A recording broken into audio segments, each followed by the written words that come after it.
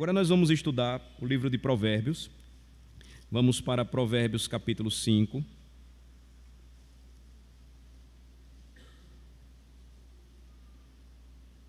Provérbios capítulo 5. Hoje nós vamos ver no oitavo discurso de Salomão, oitava palavra aqui, a oitava palestra que ele fez para os filhos de Israel, o que a palavra de Deus, a sabedoria de Deus nos ensina sobre a beleza do casamento. Nos versículos de 1 a 14, que nós vimos anteriormente, Salomão, então, ele falou sobre a loucura do adultério e por que este é contrário à sabedoria. E por que os filhos de Israel precisavam ser ensinados e preparados a não caírem nesse erro e a não se desviarem do propósito de Deus quanto ao casamento.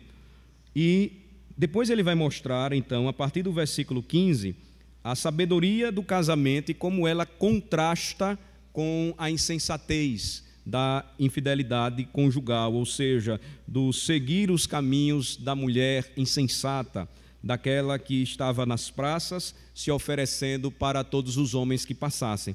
Então, a orientação aqui, vocês vão notar, ela é importante e ela vai mostrar como o povo de Deus sempre foi ensinado pelo Senhor a tratar destes assuntos e desses temas com seus filhos desde a mais tenra idade.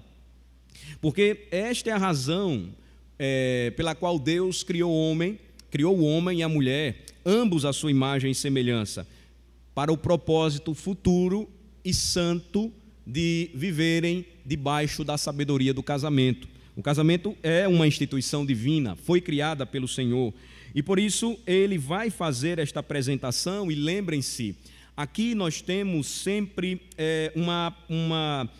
uma revelação apropriada, não somente para os dias de Salomão, mas também para o nosso tempo. A batalha pela verdade, ela sempre será travada neste mundo de trevas, e a sabedoria de Deus, ela sempre será apresentada para que o povo de Deus instrua os seus filhos, a fim de que eles caminhem no temor do Senhor, porque este é o princípio da verdadeira sabedoria. Então, a partir do versículo 15, o que é que nós temos aqui?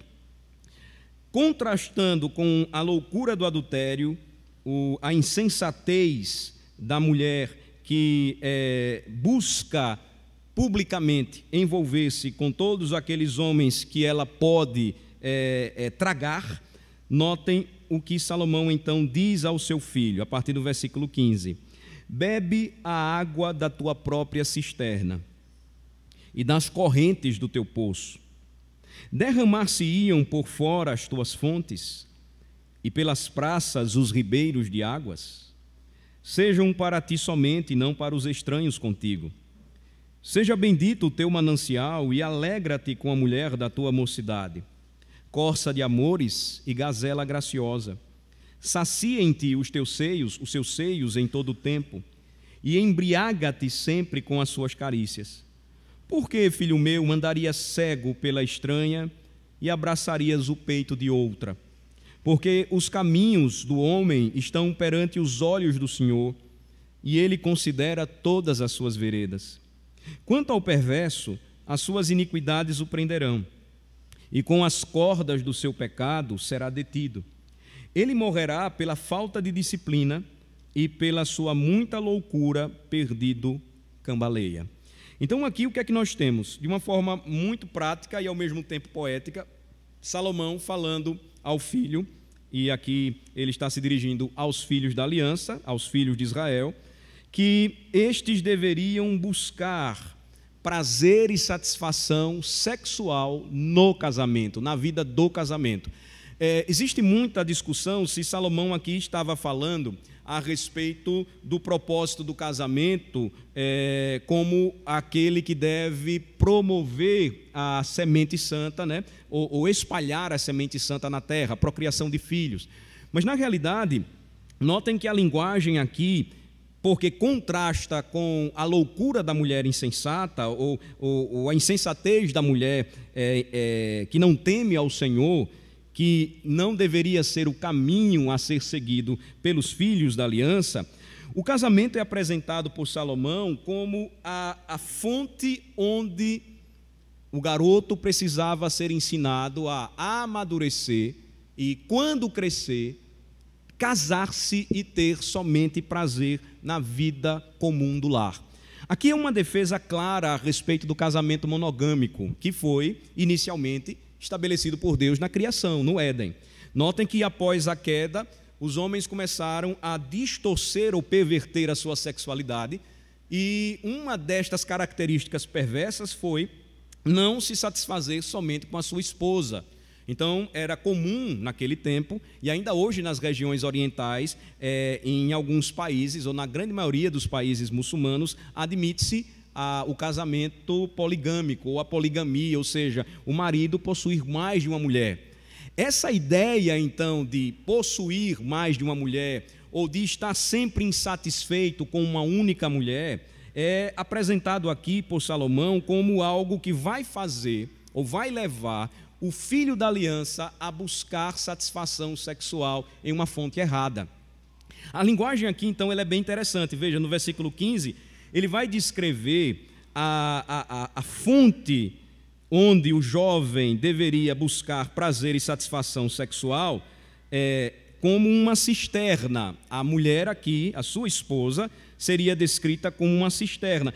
No sentido aqui, uma linguagem importante para a gente entender. Ele vai usar algo que era extremamente particular, privado no Oriente. A cisterna, ela sempre tinha um formato de uma pera, e ela sempre tinha uma determinada profundidade, cavada no solo rochoso e desértico daquela região de Canaã, e ela tinha a finalidade de armazenar a água da chuva, tão escassa naquela época. Então era um bem precioso, mas não era público. Notem, era privado, era particular, era algo que o homem ele ia preparar na sua terra, ele ia cavar, ele ia construir para que pudesse então se satisfazer, matar a sua sede ali. Essa imagem ela é trazida e aplicada para as questões relacionadas à sexualidade. E aí como é que Salomão começa a dizer? Versículo 15, bebe a água da tua própria cisterna. Me permitam citar aqui para a nossa comparação o que nos ensina a nossa confissão de fé sobre casamento. Capítulo 24, que trata do matrimônio e do divórcio, nos diz o seguinte no parágrafo 2. O matrimônio foi ordenado, o matrimônio ou casamento, foi ordenado para o auxílio mútuo de marido e esposa, para a propagação da raça humana por uma sucessão legítima e da igreja por uma semente santa e para evitar-se a impureza. Ainda hoje, o conceito, por exemplo, na Igreja Católica Romana a respeito do casamento é o mais baixo e raso possível. Por que eu estou dizendo isso? Ainda que você veja, por exemplo, grande defesa sobre a família, sobre os valores da família, sempre apresentados pela Igreja Católica Romana, existe um equívoco no seu ensino sobre o matrimônio, quando coloca que o primeiro objetivo do casamento é a procriação. Os reformadores, então, eles vão tratar desse assunto e eles vão mostrar que, segundo o ensino da palavra de Deus, o objetivo primeiro, inicial, porque Deus estabeleceu o casamento, não foi para a propagação de uma semente gerada pelo casal, ou seja, pela geração de filhos. O primeiro propósito foi que ambos, marido e mulher, encontrassem auxílio mútuo, ou seja, satisfação, que se completassem, que encontrassem nessa relação a verdadeira sabedoria de Deus e o prazer verdadeiro e real da vida sexual, longe ou preservando-se também da impureza. Então, se vocês fizeram uma comparação comigo aqui, vejam que quando nós temos uma descrição mais clara da criação do homem e da mulher em Gênesis 2, vamos para lá, eu estou adiantando para vocês o assunto que nós vamos tratar no próximo domingo, mas só rapidamente aqui, eu não vou explicar muita coisa para também não sobrar nada para o domingo, né? Vocês nem vão querer me ouvir. Então, capítulo 2, vejam que quando nós chegamos no versículo 18, onde nós temos aqui, lembrem-se, o relato lógico da criação, não cronológico, mostrando como Deus então formou o homem de uma forma mais específica, o propósito e também a sua mulher. Versículo 18 diz assim: disse mais o Senhor Deus: não é bom que o homem esteja só, far-lhe-ei uma auxiliadora que lhe seja idônea. Aí temos o princípio e o propósito primeiro do casamento. Claro, você vai encontrar no relato cronológico de Gênesis capítulo 1 a ordem que Deus deu ao homem: seja fecundo, multiplique-se, encha a terra e domine-a. E aí, se você se prender apenas a este relato e não seguir a sequência da história da criação, você vai pensar: não, Deus criou primeiramente o homem e a mulher para que eles procriassem. Mas há uma distinção clara na criação do homem e da mulher, porque imagem e semelhança de Deus não era só para gerar filhos, como os animais deveriam, através do cruzamento, gerar os seus filhotes. Não. Vejam que quando Deus ele fala de forma lógica a respeito da criação, ele diz o seguinte no versículo 18: não é bom que o homem esteja só. Eu vou então fazer para ele uma auxiliadora que lhe seja idônea. Por isso que a nossa confissão de fé então vai dizer: o matrimônio foi ordenado primeiramente para o auxílio mútuo de marido e esposa. Em segundo lugar, para a propagação da raça humana, por uma sucessão legítima, ou seja, da mesma cisterna, do mesmo poço. Para também a sucessão de uma semente santa da parte da igreja, porque era uma palavra dirigida para os filhos do pacto. E finalmente para evitar a impureza, ou seja, para que ele não fosse lá fora e procurasse então satisfação na mulher insensata que estava publicamente na praça tentando agarrar todos os homens que passassem. Então voltem para Provérbios e vejam que este treinamento aqui estava sendo dado desde cedo por Salomão aos filhos de Israel, com um propósito único de que estes já tivessem, desde a mais tenra idade, desde novinhos, esta ideia, esta compreensão. Eles não deveriam procurar outra fonte. Eles deveriam beber a água da sua própria cisterna e das correntes do teu poço, ou seja, eles deveriam investir nisso. Aqui então nós temos, irmãos, uma verdade que não pode deixar de ser dita e refletida por nós. Comparem o versículo 16 com o versículo 18. Vejam só, lá em Provérbios 5. A oração do pai para o filho, a oração de Salomão para o seu filho é esta: seja bendito o teu manancial, ou seja, abençoado seja a tua fonte, a mulher que você vai receber um dia. E alegra-te com a mulher da tua mocidade. Por isso que eu estou falando para vocês que Salomão já estava investindo no coração dos filhos de Israel desde cedo. De forma que quando ele diz ou ordena que este não busque satisfação sexual em qualquer mulher na rua, ele estava mostrando que toda a preparação e formação deste jovem deveria ser investir e trabalhar duro por uma esposa no futuro. Então, geralmente não é o tipo de conversa que a gente tem com os nossos filhos. Claro, à medida em que eles desenvolvem, à medida em que eles amadurecem, nós conversamos sobre muitas coisas. Mas percebam que geralmente nesta área a gente trabalha isso com muita brincadeira. É aquela velha historinha de parabéns para você e no final, com quem será? Com quem será? Isso é muito mais sério do que essa brincadeirinha boba. É muito mais sério porque você precisa conversar com ele sobre os aspectos que envolvem o cuidado de Deus para que ele seja sábio na escolha de sua futura mulher.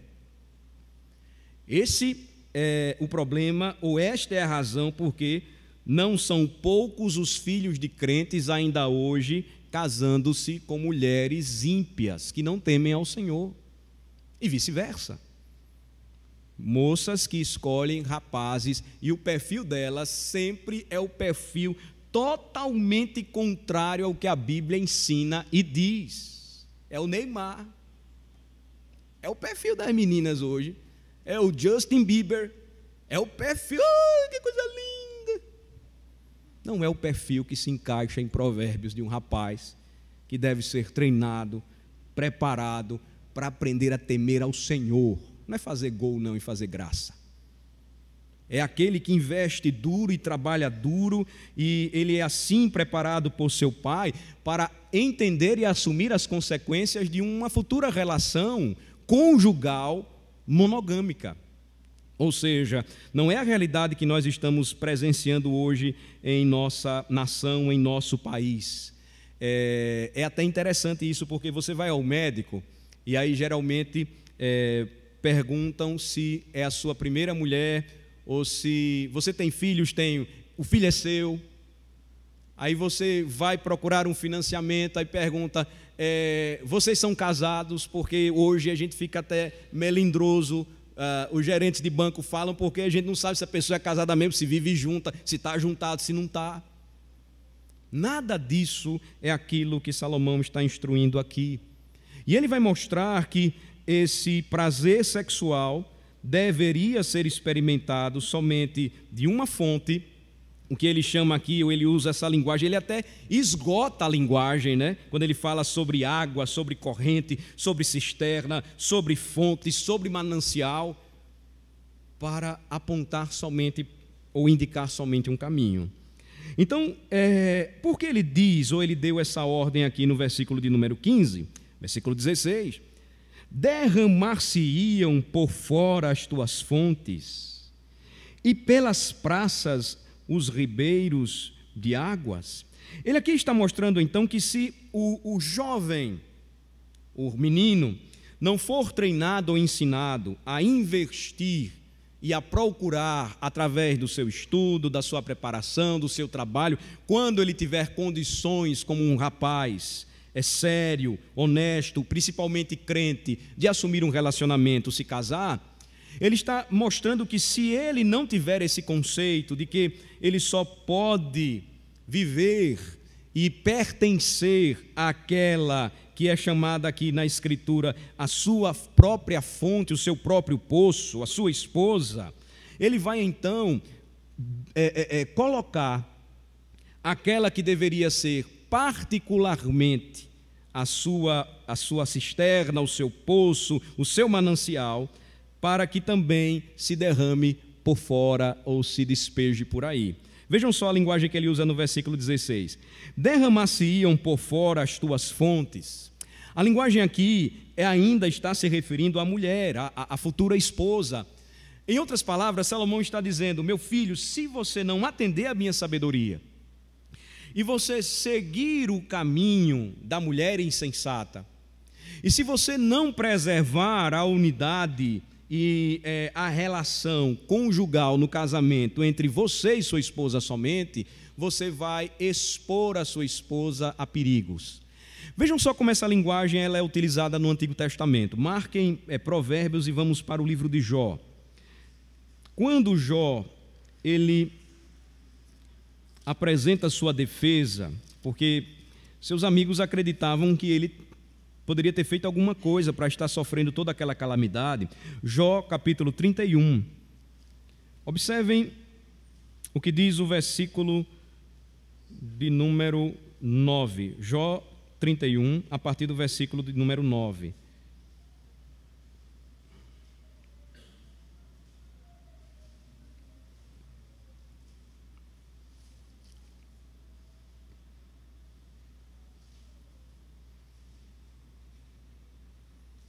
Vamos ler até o versículo 12, do 9 ao 12. Leiam comigo. Se o meu coração se deixou seduzir por causa de mulher, se andei à espreita à porta do meu próximo, então moa minha mulher para outro, e outros se encurvem sobre ela. Pois seria isso um crime hediondo, delito à punição de juízes, pois seria fogo que consome até a destruição, e desarraigaria a minha renda. O que ele está mostrando aqui é o seguinte, que se o coração dele tivesse bebido de outra fonte, se ele tivesse se afastado, se ele tivesse se envolvido com outra mulher, estivesse em outro lugar, que então o juízo de Deus caísse sobre a sua casa. E como esse juízo poderia vir? Versículo 2. Sua mulher sofrer então o mesmo mal que ele estava experimentando e ele estava buscando. Que ela fosse moída para outro, ou seja, que ela fosse possuída por outro homem e que ela se entregasse a outro homem. A mesma linguagem em Provérbios: se o homem de Deus não beber a água de sua própria cisterna, das correntes do seu próprio poço, a pergunta de Salomão é a seguinte: você vai deixar que as suas fontes se derramem por fora? Que elas deixem o particular e o privado da sua casa e se espalhe por aí?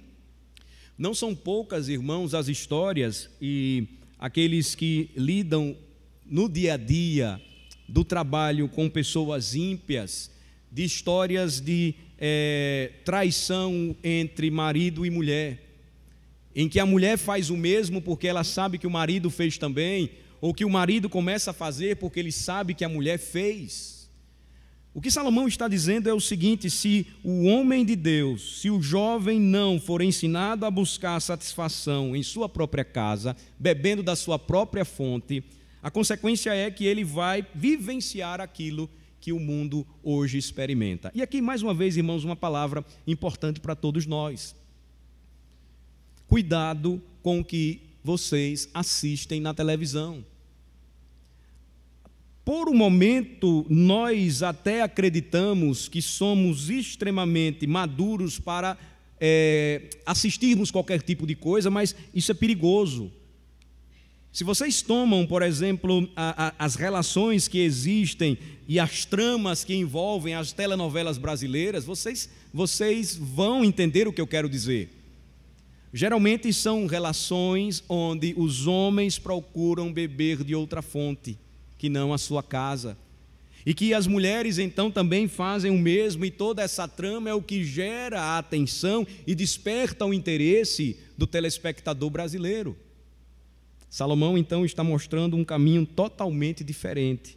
Na realidade, na linguagem bíblica, se nós formos para 1 Coríntios capítulo 7, o que Salomão está ensinando aqui para os filhos de Israel é que essa relação que começa no pacto do casamento cria uma dependência mútua entre o marido e a sua esposa. Observem, a expressão do teu poço vai mostrar que a sua esposa lhe pertence e você pertence a ela.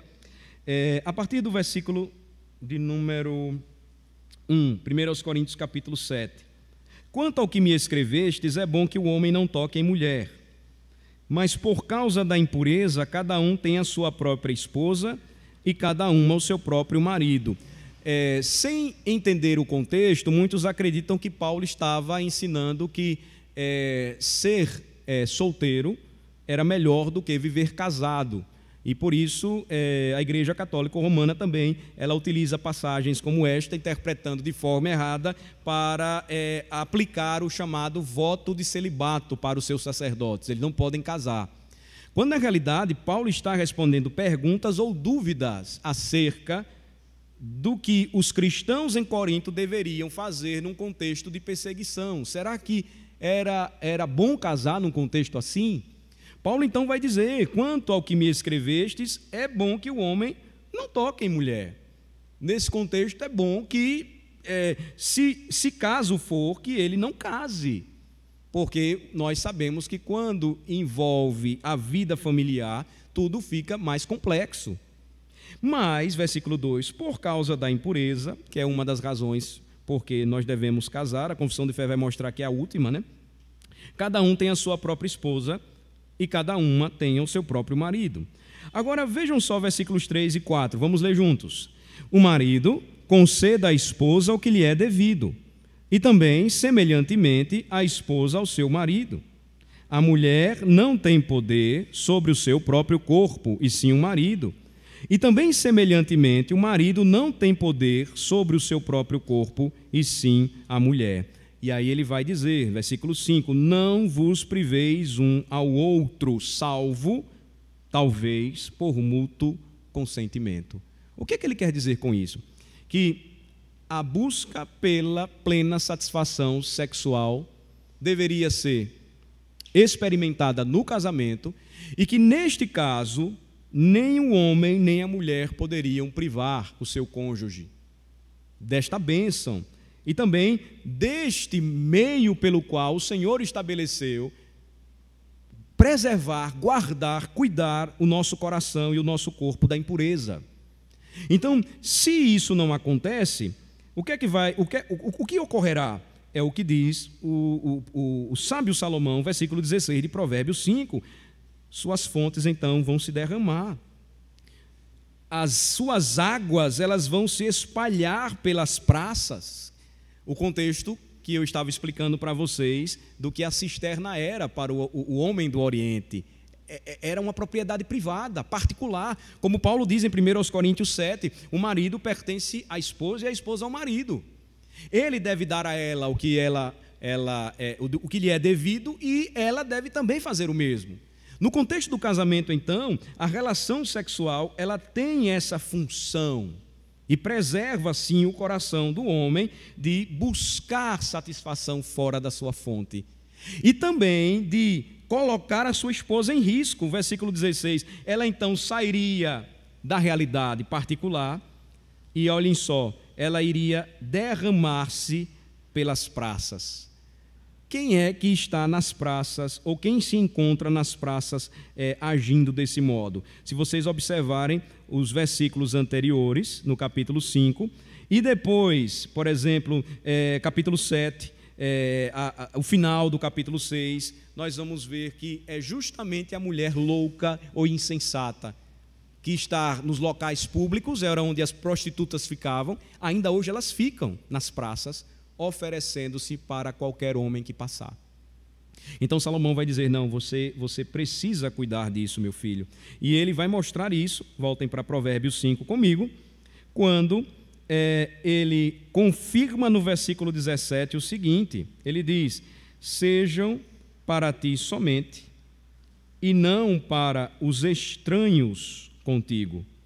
Ou seja, a ideia da particularidade, a ideia de que o casamento deve ser experimentado, então, entre o marido e sua esposa, e ninguém pode interferir nesse ambiente de privacidade, de intimidade sexual. Sejam para ti somente, ele vai dizer, o quê? O derramar das fontes, o beber destas águas, e não para os estranhos, ou seja, que não seja a sua esposa entregue para homens estranhos. Aquela linguagem que Jó utilizou no capítulo 31. Aí então, versículo 18, ele vai dizer, seja bendito o teu manancial, abençoado seja o teu manancial. E aí ele vai mostrar a respeito de quem ele está falando, né? E alegra-te com a mulher da tua mocidade. Então, toda essa linguagem, essa figura da cisterna, da fonte, do poço, da água, apontava para a realidade de uma esposa para o filho de Israel. Seja abençoado o teu manancial, ou seja, que a tua esposa seja uma bênção. E que você se alegre com a mulher da tua mocidade, ou seja, ele está mostrando que isso deveria começar desde cedo. O grande problema que nós estamos vivenciando hoje em nosso tempo, e eu torno a lembrar também, responsabilidade nossa, dos pais, é o esticamento do prazo de casamento para os nossos filhos. A confissão de fé até adverte que os relacionamentos eles não devem demorar tanto assim, não. O cabra namora 6, 8, 9, 10 anos, isso não é bom. Não é bom porque ou você namora da forma correta, ou você está sendo exposto a perigos constantemente à medida em que o tempo passa e a intimidade aumenta. O que é que deve acontecer? Você deve casar. E aí, mais uma vez, eu digo, olha, se o rapaz não tem maturidade suficiente, se ele não tem um trabalho, se ele não está preparado, ele não deve namorar. Porque se ele namora, você, não, mas ele precisa aprender a beijar, ele precisa, pastor, também refrear os impulsos. Isso aí tudo ele vai aprender no casamento. Porque à medida em que passa o tempo, o que é que vai acontecer? Ele vai beijar uma, aí passa um tempo, enjoa, vai beijar outra, avança o sinal. E todas aquelas coisas que homens e mulheres aqui que já são casados sabem, que se passa se a gente não casar logo. Então veja, o problema não é, não, então vamos casar logo, para que não aconteça nada, não. É a preparação que Salomão está mostrando, ela deve ser fruto de oração. Veja, a oração do pai é que o manancial de seu filho fosse uma bênção, que não fosse uma mulher estranha, a sua esposa, e que ele se alegrasse com a mulher da sua mocidade, ou seja, que não houvesse tanto esticamento e prolongamento como nós estamos vendo hoje. São jovens com 30, com 35 e ainda não casam. Isso não é bom. Alguns até já empregados, bem empregados. E aqui vejam só, eu não estou tratando da questão, porque muitas vezes dizem assim, pastor, então sempre é uma pressão muito grande sobre os solteiros. Eu não estou fazendo pressão nenhuma. Eu estou mostrando a realidade dos fatos. E se o rapaz não foi ensinado desde cedo porque ele deveria estudar, se preparar e trabalhar, o que é que ele vai fazer com tudo que ele conquistou? Se ele não entender que o objetivo principal, e a grande maioria sente sim desejo de buscar a sua própria fonte, não for beber da água do poço, então isso vai se extravasar de outra forma não autorizada por Deus e que não vai glorificar ao Senhor. Então assim, sem criar polêmica, pressa ou assustar ninguém, como é que nós devemos criar os nossos filhos? E aqui uma palavra para os meninos. Olha, vocês estão sendo preparados por seus pais, aprendendo a temer ao Senhor, vocês estão sendo ensinados, educados, para que um dia vocês sejam homens.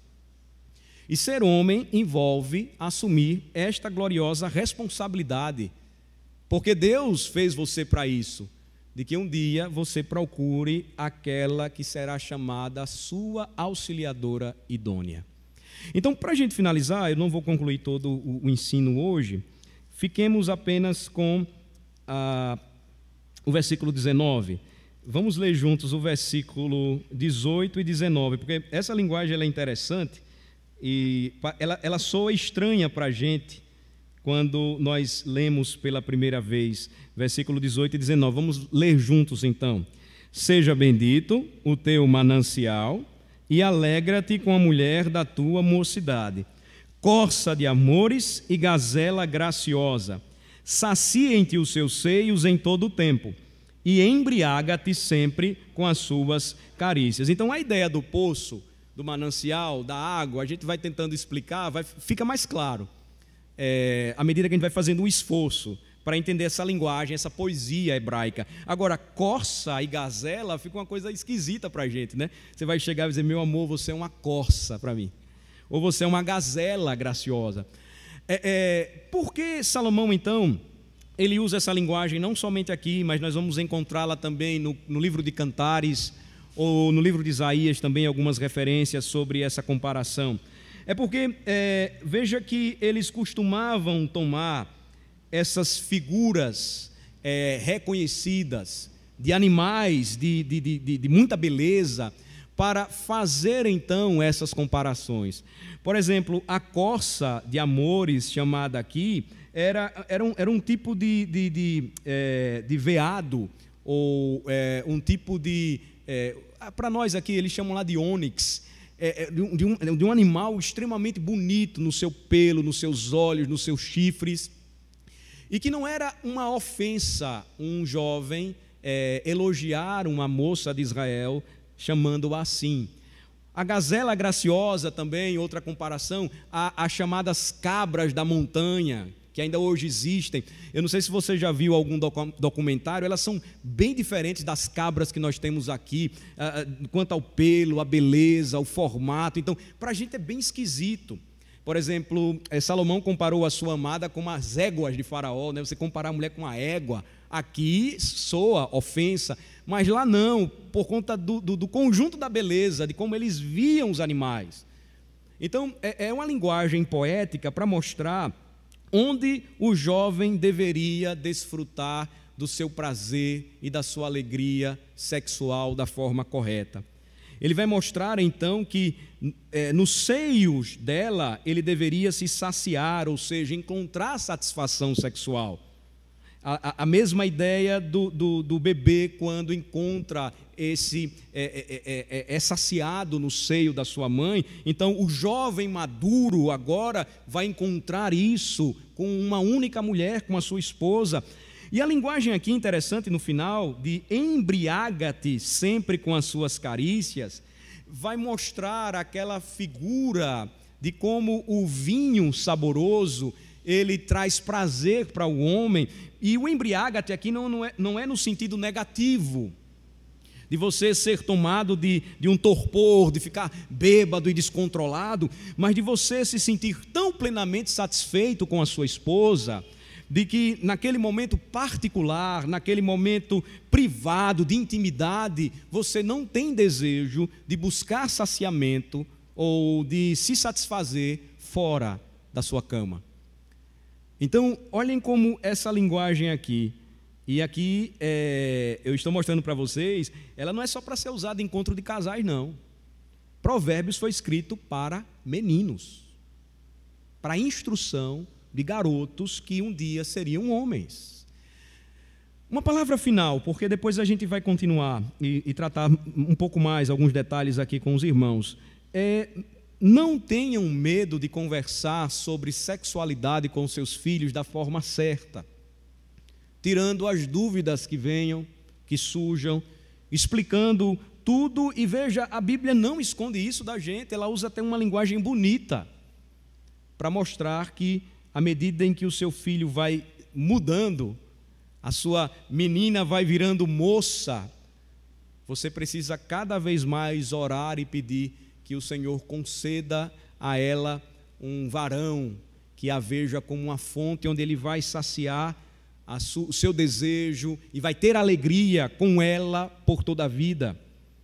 E que o rapaz também encontre alguém assim, e que estes filhos de Israel não procurem o saciar o seu desejo ou a satisfação da sua vontade sexual fora deste ambiente aqui apresentado por Salomão na Bíblia. Esta é a sabedoria do casamento, ou seja, dentro do casamento.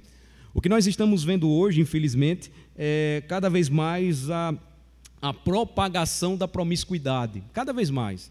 Então, hoje precisamos ensinar sem medo aos nossos filhos como é importante entender todos esses passos e o que um dia vai acontecer com eles.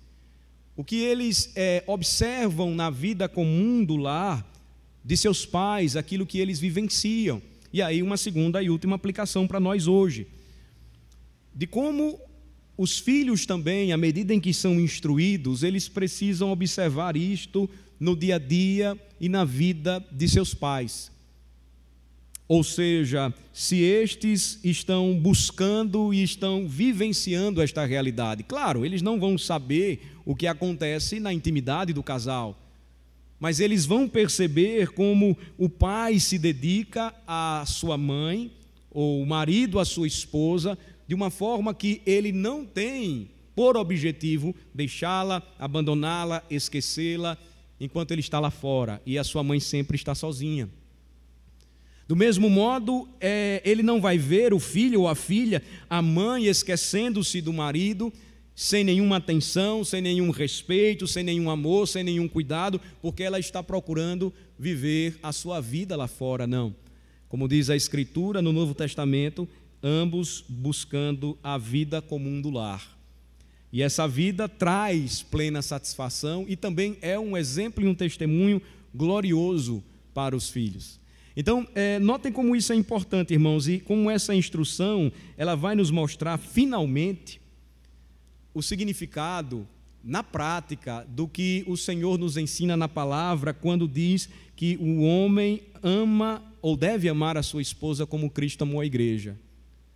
Ou ele busca a plena satisfação dos seus desejos, o seu interesse, a sua intenção, tudo o que ele faz, sempre por ela.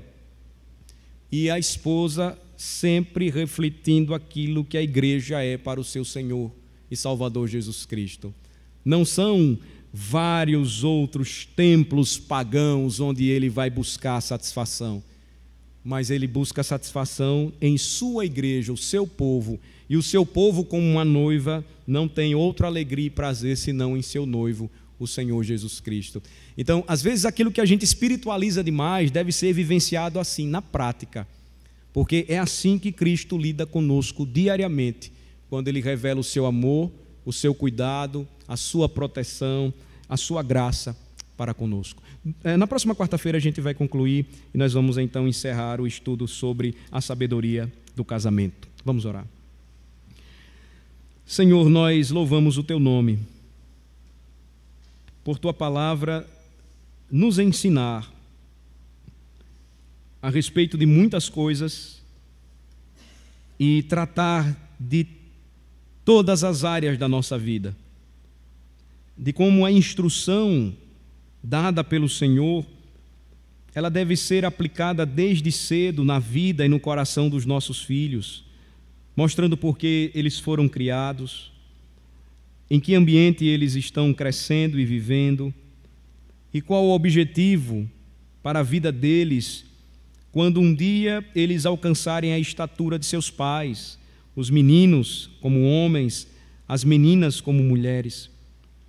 Abençoa, Senhor, os nossos filhos e que eles aprendam desde cedo a trilhar o verdadeiro e sábio caminho do casamento, que contrasta com valores tão corrompidos e pervertidos do mundo do nosso tempo.